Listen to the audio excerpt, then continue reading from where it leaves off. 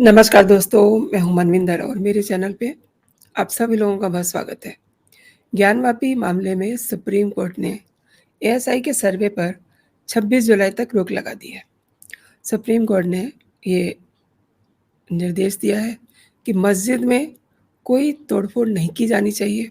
इस पर उत्तर प्रदेश सरकार की तरफ से पेश हुए सॉलिसिटर जनरल तुषार मेहता ने ये कहा कि एएसआई के आज के सर्वे के दौरान कोई तोड़फोड़ नहीं की गई है और ना ही इसकी कोई योजना है। अभी तक सर्वे में मस्जिद की नपाई का काम किया जा रहा है। वहीं मुस्लिम पक्ष ने सर्वे के काम को 2-3 दिन आगे डालने की मांग की है।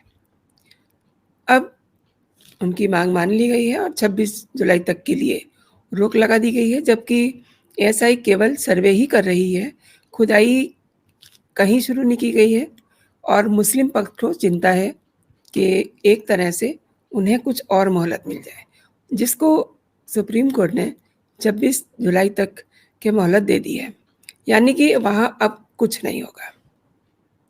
कई सवाल हैं दोस्तों, जिनके जवाब हम तलाशेंगे अनिल गुप्ता जी से। अनिल गुप्ता जी बहुत अच्छे जानकार हैं, करंट विषयों पे जानकारी रखते हैं। अनिल जी, आपका बहुत-बहुत स्वागत है। नमस्कार।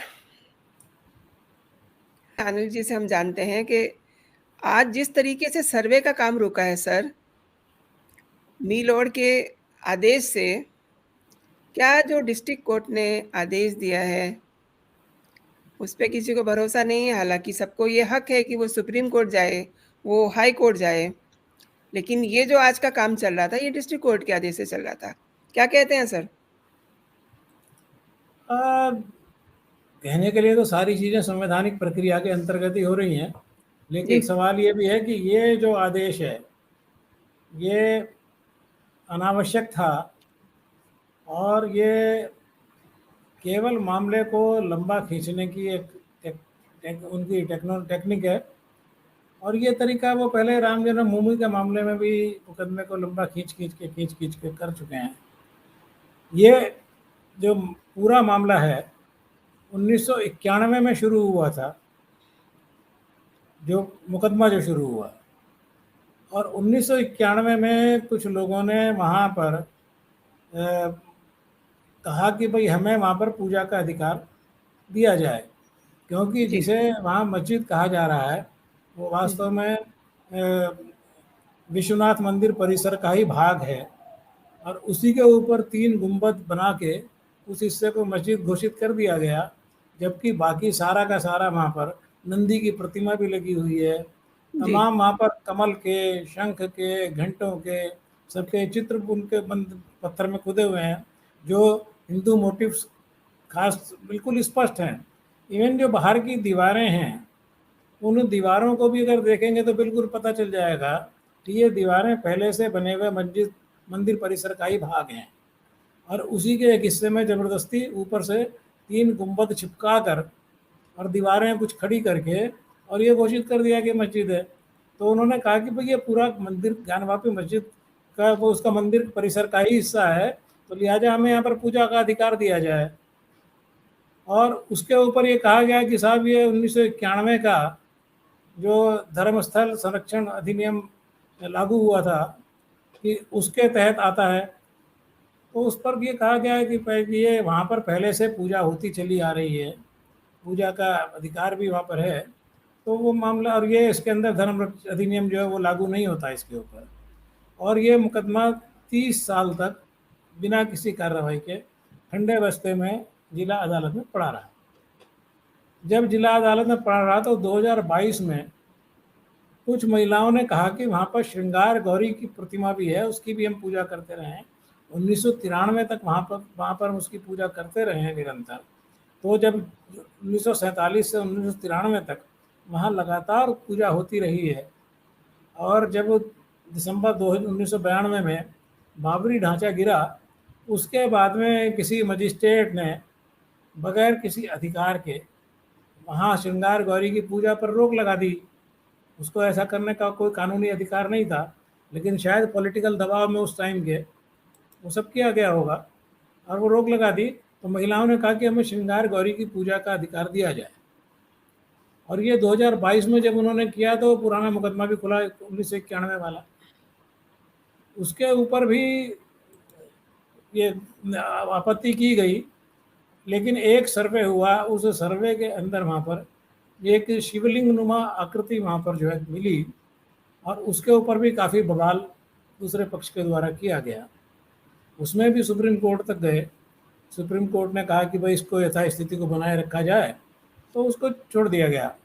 बाद में अब यहाँ एक एप्लीकेशन ये लगाई गई कि भाई इस पूरे परिसर का जांच कराई जाए, सर्वे कराया जाए, एएसआई से सर्वे करा लिया जाए। और एएसआई के पास में आजकल जो लेटेस्ट टेक्नोलॉजी हैं, उसमें उसको तोड़े बिना भी ग्राउंड पेनिट्रेटिंग उससे सिस्टम से अंदर तक काफ़ी उसके अंदर चीज़ें सामने आ सकती हैं, और आई भी हैं।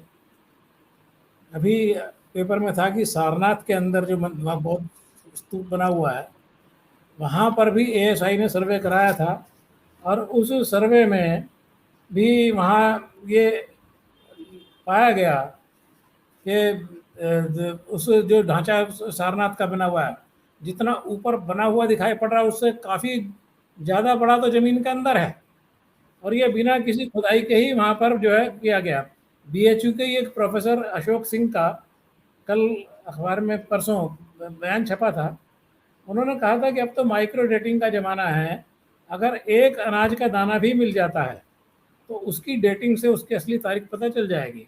उन्होंने कहा जी, कि जी। पहले भी प्रोफेसर कृष्णन ने सारनाथ का सर्वे किया था। सर्वे के जरिए देखने का प्रयास हुआ था कि जो स्ट्रक्चर दिख रहा है उसके अतिरिक्त और क्या क्या है। वर्तमान में जो कुछ दिख रहा है उससे ज़्यादा सारनाथ की ज़मीन के नीचे है। राडार जी, सर्वे तकनीक के जरिए 3 से 4 मीटर का सर्वे हुआ था, और गहराई तक भी सर्वे किया जा सकता है आज अब जो नई टेक्नोलॉजी है।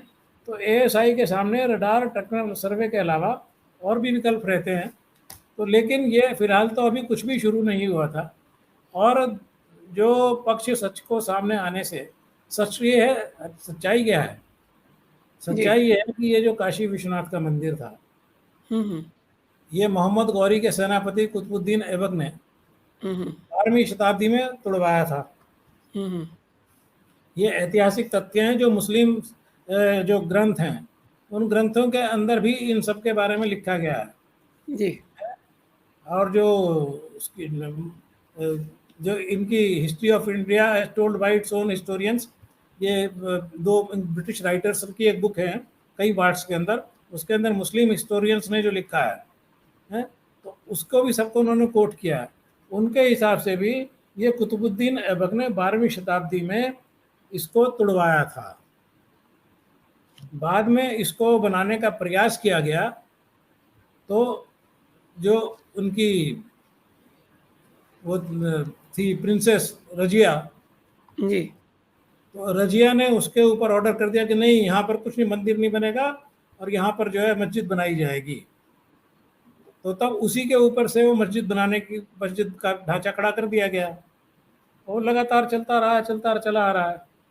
और 1780 में अहिल्याबाई होलकर ने, जो इंदौर की महारानी थी और होलकर परिवार की से थी, उन्होंने बहुत सारे मंदिरों का उद्धार कराया। सोमनाथ का मंदिर भी उन्होंने ही दोबारा से बनवाया था, और काशी विश्वनाथ मंदिर जो है उसको भी उन्होंने दोबारा से बनवाया, और तब उन्होंने इसको मंदिर को दोबारा से खड़ा कराया। तो ये सारा का सारा पहले से चला आ रहा है। लेकिन ये मस्जिद का जो हिस्सा है, इस हिस्से पर विवाद हमेशा चलता आ रहा है। और जब 1983-84 में राम जन्मभूमि मुक्ति यज्ञ आंदोलन शुरू हुआ था, तो उस टाइम भी ये कहा गया था कि भाई वैसे तो कम से कम हमारे पास में 30,000 स्थान धर्म स्थलों की सूची है, जहाँ मंदिरों को तोड़कर मस्जिदें या ईदगाह बनाए गए। हुँ, उसमें हुँ। मेरठ के भी कई मंदिर और धार्मिक स्थल हैं जिनके भाई हम सब पर अपना दावा छोड़ देंगे, जी। बशर्ते कि हमारे जो 3 प्रमुख स्थल हैं, अयोध्या, मथुरा और काशी, इनको सम्मानपूर्वक हमें वापस कर दिया जाए। हुँ। लेकिन उसके लिए दूसरा पक्ष तैयार नहीं हुआ, और सब जानते हैं कि 1984 के बाद में भी वो मुकदमा चलता रहा, जिसका पटाक्षेप 2019 में सर्वोच्च न्यायालय के आदेश के द्वारा हुआ, और अब वहाँ अयोध्या में भव्य राम मंदिर पूरा होने की कगार स्थिति पर है। 2024 में पूरा हो जाएगा एक उसका भाग, पूरा तो 25 में होगा, लेकिन 2024 में वहाँ पर जो है पूजा अर्चना शुरू हो जाएगी। तो इसी तरह से काशी विश्वनाथ का भी है, और काशी विश्वनाथ के अंदर भी जो कानूनी पहलू है वो जानते हैं वो सब इस बात को कि जिस दिन ये फैसला हुआ और साक्ष्य सामने आ गए पूरे, तो निश्चित रूप से उनके पास में कोई जमीन नहीं है, कोई आधार नहीं है अपनी बात को साबित करने के लिए। कोर्ट में जाकर कहते रहे कि साहब हजारों साल से मस्जिद ही थी, हजारों साल का तो तुम्हारा पंथ नहीं है, 1400 साल का तो तुम्हारा पंथ है, और उसके अंदर भी भारत के अंदर 11वीं शताब्दी में तुम आए हो, तो हजारों साल कहाँ से मस्जिद को हो गए यहाँ पर। मतलब तर्क की बेसिर पैर के तर्क रखना, और उनके ऊपर हमारे अदालतों के द्वारा, मिलॉर्ड्स के द्वारा उनको न्याय देने का दिखावा करना, ये सिवाय एक ट्रेवेस्टी ऑफ ट्रूथ है और कुछ नहीं है। जी। सिवाय इसके कि हिंदू भावना को इससे और ज़्यादा भड़काने का काम किया जा रहा है, और कुछ भी नहीं है। लेकिन ऐसा करके हमारे मिलॉर्ड्स भी, मैं समझता हूँ कि आम जनता की निगाह में अपनी जो सम्मानजनक स्थिति है उसको नहीं डाउन कर रहे हैं। बहरहाल अब उन्होंने कर दिया, ठीक है, करने दो। 2 दिन के अंदर हमें कोई अंतर नहीं पड़ने वाला है। जब हमें 354 साल से हम उसको देख रहे हैं, अब उसके 11वीं शताब्दी के बाद में दोबारा जब ये बना, तब औरंगजेब ने 1669 के अंदर बाकायदा शाही फरमान जारी करके तब इस काशी विश्वनाथ मंदिर को तुड़वाया, और दोबारा तुड़वाने के बाद में तब एक पोर्शन में तो वहाँ पर वो मंदिर बन गया जहाँ आज जाके पूजा करते हैं, वो तो महारानी अहिल्याबाई होलकर ने बनवा दिया। लेकिन ये जो मस्जिद वाला हिस्सा है ये आज तक भी मुक्त नहीं हो पाया है, और इसकी मुक्ति के लिए लगातार प्रयास चल रहे हैं। 1669 से लेकर आज तक करीब करीब 354 साल हो गए हैं। 354 साल से संघर्ष चल रहा है। तो अगर जब 354 साल का धैर्य हमारे अंदर है और उसको कर रहे हैं, तो 2 दिन में हमें कोई अंतर नहीं पड़ जाएगा। 2 दिन के बाद में कौन सा कोई स्थिति में कोई बदलाव आ जाएगा, या कोई खुदाई वो फरमान आ जाएगा सामने इसके लिए कि भाई इसको मस्जिद मान लिया जाए। अनिल जी, सवाल ये है ना कि जब एएसआई द्वारा कोई खुदाई, कोई तोड़फोड़ की नहीं गई, और ये कोर्ट को बताया भी गया, फिर भी कहा गया कि मस्जिद में जो प्रार्थना है वो प्रभावित हो जाएगी। जरा इसके बारे में बताइए। नहीं, उसमें तो कहीं पर भी जो जिला अदालत ने जो आदेश किया था उसमें भी उन्होंने कहा था कि जो वहाँ पर नमाज है या और जो भी चल रहा है कार्यक्रम है, उसके अंदर कोई हस्तक्षेप नहीं होगा, ना कोई दखल दिया जाएगा। एएसआई भी उसको कुछ हस्तक्षेप करने जा नहीं रही थी, केवल वहाँ पर उसका मुआयना करना था। अब मुआयने के अंदर वो सारी चीज़ें सामने आती हैं कि कहाँ पर जो है हिंदू मोटिव्स दीवारों पर बने हुए हैं, कहाँ पर वो नंदी की मूर्ति लगी हुई है, जो और तो किसी मस्जिद के अंदर दुनिया की कहीं पर भी नंदी की प्रतिमा या शंख या कमल या घंटे या इस टाइप के जो हिंदू मोटिव्स हैं वहाँ पर कहीं मिलते हैं। तो ऐसी स्थिति में वो सारी चीज़ें सर्वे में जब सामने आ जाएंगी तो चीख चीख के चिल्ला चिल्ला के अदालत के सामने गवाही देंगी कि भाई ये स्ट्रक्चर, ये इमारत हिंदू मंदिर के अलावा और कुछ भी नहीं है, और जिसके ऊपर वो मस्जिद के नाम पे गुंबद 3 खड़े कर दिए गए हैं, तो वो केवल हिंदू ढांचा, हिंदू मंदिर के ऊपर ही किए गए हैं, ये अपने आप में प्रमाणित हो जाएगा। तो अब उसको प्रमाणित ना होने दिया जाए, ये प्रमाणित तो अल्टीमेटली होना ही है ना, ये प्रमाणित होना ही है। अब केवल वो डिलेइंग टैक्टिक है कि कैसे इसको ज़्यादा डिले कर सकते हैं। एक वो कहानी एक पढ़ी थी ना उड़ने वाले घोड़े की, तो एक आदमी को फांसी की सज़ा हो गई, तो उसने राजा से के पास में मैसेज भिजवाया कि मेरे पास में एक ऐसी विद्या है कि जो अगर आप जान लें तो बहुत बड़ा कल्याण हो जाएगा। उन्होंने क्या बोले, मैं उड़ने वाला घोड़ा बना सकता हूँ। बोले कि कैसे बनेगा? उसने कहा बहुत सारी चीज़ें बता दी कि ये सामान मुझे चाहिए और कितना दिन लगेगा। उसने कम से कम 1 साल तो लग ही जाएगा। अच्छा। तो राजा ने कहा कि चलो 1 साल के लिए इसकी सजाए मौत जो है वो मुलतवी की जाती है, टाली जाती है, और उसको सामान सब मुहैया करा दिया कि चल भाई उड़ने वाला घोड़ा बनाओ। और रोजाना उसके अंदर कुछ ना कुछ कुछ ना कुछ कुछ ना कुछ लुक बिजी डू नथिंग वाली स्थिति में कुछ ना कुछ हम्म। करता रहा। किसी ने पूछा कि भाई क्या तुम्हें विश्वास है कि इससे उड़ने वाला घोड़ा बन जाएगा? बोले घोड़ा बने ना बने, मुझे 1 साल की जिंदगी तो मिल गई बिल्कुल। है। 1 साल तो मैं और जी लूंगा, फिर 1 साल का मैं फिर सोचूंगा। और हम्म। भाई या तो 3 चीजें हैं, या तो घोड़ा बन जाएगा उड़ जाएगा, हम्म। और या घोड़ा नहीं बनेगा तो भी मेरे को 1 साल की लाइफ मिल गई। और ये भी तो हो सकता है कि 1 साल में मेरी राजा ही मर जाए, तो मेरी सजा हाँ। वैसी खत्म हो जाए, माफ हो जाएगी। जी। है, तो वही स्थिति इनकी है कि समय मांग बढ़ाते चलो बढ़ाते चलो बढ़ाते चलो, शायद उड़ने वाला घोड़ा बन ही जाए। जी। तो ये भी यही सोच के चल रहे हैं, तो चलने दो, है ना। हमें तो इससे 2 दिन में कोई अंतर पड़ता नहीं है। लेकिन हाँ, ये जरूर है कि न्यायालय को जरूर सोचना चाहिए कि हर विषय के ऊपर हर मामले में टांग अड़ाना, जबकि उनके पास में 50,000 से ऊपर बड़े महत्वपूर्ण केसेस सुप्रीम कोर्ट के सामने ही पेंडिंग पड़े हुए हैं, उनकी पेंडेंसी को ख़त्म करने की बजाय इस प्रकार के बेमतलब के मुद्दों के ऊपर अपना टाइम और समय और शक्ति और साधन वेस्ट करते हैं।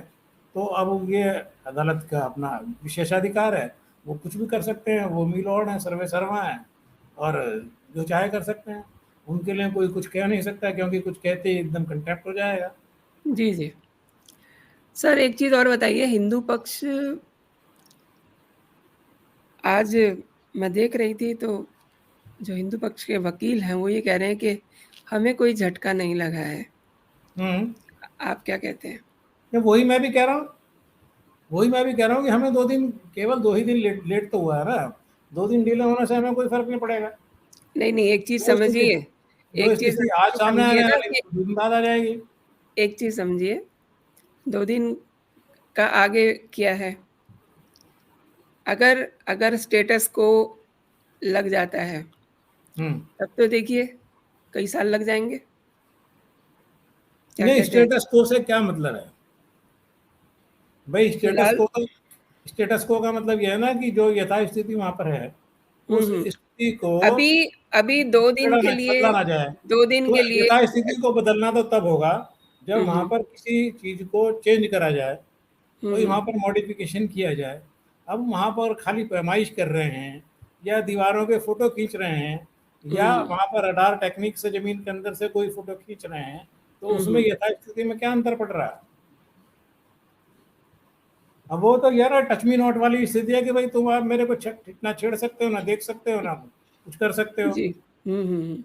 वो स्थिति है, ठीक है, हर एक चीज को बुरके में रखो। जी, जी। ये सही कहा आपने, हर एक चीज़ को बुरखे में रखो। हम्म। अच्छा ये पूरा मसला अब हाई कोर्ट में जाने वाला है। हम्म। उन्होंने ये भी कहा है कि हाई कोर्ट में जाइए आप पहले। हम्म। क्या स्टेटस बनेगा वहाँ फिर? देखिए, हाई कोर्ट में गए थे, हुँ, हाई कोर्ट ने अपने आप कोई भी आदेश देने की बजाय वापस इसे डिस्ट्रिक्ट जज के पास भेज दिया था कि हुँ, डिस्ट्रिक्ट हुँ। जज इस विषय में निस्तारण करें। और हाई कोर्ट के बाद में ही डिस्ट्रिक्ट जज ने इसके ऊपर ऑर्डर किया था सर्वे करने का। अब फिर वापस दोबारा से वही विषय हाई कोर्ट के सामने जाएगा। अब हाँ। ये देखना दिलचस्प होगा कि हाई कोर्ट इस मामले में दोबारा से क्या कार्रवाई करता है। जो कुछ पहले हाई कोर्ट ने कहा है उसी को रिपीट करता है, या कोई और उससे हटके कोई नया स्टैंड लेता है। अच्छा लोअर कोर्ट से हाई कोर्ट, लोअर कोर्ट से सुप्रीम कोर्ट सीधे, फिर हाई कोर्ट। ये हम्म। एक मतलब मज़ाक-सा बन गया है ना? राहुल के मामले में भी ऐसा ही हुआ। वो राहुल है गांधी उन्हें, वो ऐसा है ना, उनके पास में बहुत बड़े बड़े काबिल काबिल वकील बैठे हुए हैं, बड़े महंगे महंगे वकील बैठे हुए हैं, और वो कुछ भी कर सकते हैं। अरे काबिल वकील होते तो ये नौबत नहीं आती ना। नहीं, वो केवल डिले कराना ही जानते हैं और कुछ नहीं। जी। भाई उन्होंने राम मंदिर के मुद्दे को भी, आपने डिले शब्द का यूज़ किया है, तो क्या हाँ, ये जो ज्ञानवापी वाला मामला है, ये भी डिले टैक्टिस हो रही है? आपको क्या हाँ लगता बिल्कुल है? डिले टैक्टिक है, और कुछ नहीं, डिलेइंग टैक्टिक है। उन्हें अच्छा। सबको पता है इस बात का। और अभी तो ये बात नहीं आई सामने जिस तरह से 2018 में सुप्रीम कोर्ट के सामने प्ली रखी गई थी कि साहब इसका फैसला 2019 के चुनावों के बाद में करा जाए, 2019 के चुनावों पे इस फैसले का असर पड़ सकता है। हो जी, सकता है अगली प्ली यही आ जाए कि इसका कोई भी अगर असर होगा तो 2024 के चुनावों को प्रभावित कर सकता है, तो लिहाजा 2024 के चुनावों तक इस मामले को टाल दिया जाए। वो अच्छा, घबराए हुए हैं इस बात से कि अगर मान लिया ये फैसला सही दिशा में चला, ये मामला सही दिशा में चला, तो इससे जो सच है वो सामने आएगा, और जिनको पिछले 350 साल से वंचित रखा गया है, अपने पूजा के अधिकार से, उनके अंदर एक उत्साह पैदा होगा, और वो बहुसंख्यक समाज जो है वो हो सकता है कि उसका पॉलिटिकल झुकाव चेंज हो जाए। जी, तो जी, इसलिए वो चुनाव तक के रोकने के लिए भी आगे अब तक अगला तर्क ले सकते हैं, जैसे जी, 2018 में उन्होंने राम मंदिर के मामले में लिया था सुप्रीम कोर्ट के सामने। सुप्रीम कोर्ट ने जी, टाला उसे, टालने के बाद में उसको 2019 के चुनाव के बाद 6 महीने बाद उन्होंने फैसला दिया, 8 महीने बाद है। नतीजा क्या हुआ? सच तो फिर भी सामने आया ही ना, है ना, खुदा मिला ना विशाल सनम, ना उनको चुनाव में 2019 में कोई सफलता मिली और ना ही अदालत में कोई सफलता मिली। तो यहाँ भी यही होने वाला है। सबको दिखाई पड़ रहा है कि चाहे वो 26 दलों का मोर्चा बना लें, चाहे वो कुछ और बना लें, चाहे वो उसका नाम इंडिया रख दें और चाहे उसका नाम इटली रख दें, हैं, उससे कोई फर्क पड़ने वाला है नहीं। पब्लिक अपना मन बना चुकी है 2024 के लिए, और 2024 में जो एक ओवरवेलमिंग मेजोरिटी के साथ में सरकार आने वाली है, उसको रोकने के लिए कितने भी उपक्रम कर दें उन सबसे कोई अंतर पड़ेगा नहीं स्थिति में। तो कितना भी शोर मचा लें, जोर पर लगा लें, क्या फर्क पड़ेगा? खिसियानी बिल्ली खंभा नोचने वाली बात है। इन्हें पता है कि सच सामने आएगा ही, तो उन लोग अदालत के जी। जरिए कुछ ना कुछ करते रहो। हुँ। बहुत-बहुत शुक्रिया आपका अनिल जी, दर्शकों को जानकारी देने के लिए। और दर्शकों से मैं एक बात कहना चाहती हूँ, जिन दर्शकों ने अभी तक मेरा चैनल सब्सक्राइब नहीं किया है, वो प्लीज़ मेरा चैनल सब्सक्राइब कर लें। और ये वीडियो आपको कैसा लगा, मुझे मेरे कमेंट बॉक्स में ज़रूर आप अपना कमेंट करके बताएँ, और इसे लाइक भी कीजिए, अपने दोस्तों में इसे फॉरवर्ड कीजिए। खुश रहिए, स्वस्थ रहिए। जय हिंद, जय भारत। नमस्कार।